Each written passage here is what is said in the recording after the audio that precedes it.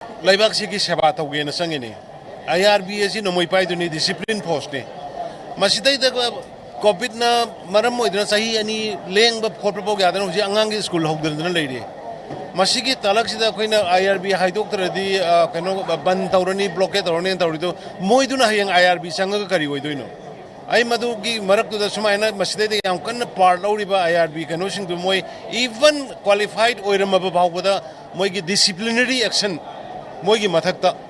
यामना सिदैदा अखोइ अदु तौनी अदा तौनी सरकार दा हुजिक्तगी हमना थ्रेटन तौबा हौरेबा अदु आई यानिंगदे अदुना मधुगी मोइ याम कन्न मसिदै इनसाइट तौरबा मकोक थारिबसिंजे इवन पास तौरबा भावदा मोइजे रिव्यू तौरगा डिसिप्लिनरी एक्शन दा और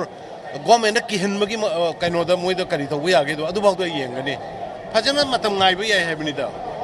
तरासुबा अमदी तरामाथोई सुबा IRB की रिक्रूटमेंट मतंगदा पौमी सिंगना हंगबा वहंगी पाकुम पीदुना चीफ मिनिस्टर एन बिरेन हाई IRB हाइबसी डिसिप्लिन फोर्स अमनी डिसिप्लिन फोर्स लेगदब पर्सनल सिंगना लेंगाकता ट्रेटन तौबगी मवोंगदा चथरक्लिबा असि यामना लाइबक थिबनी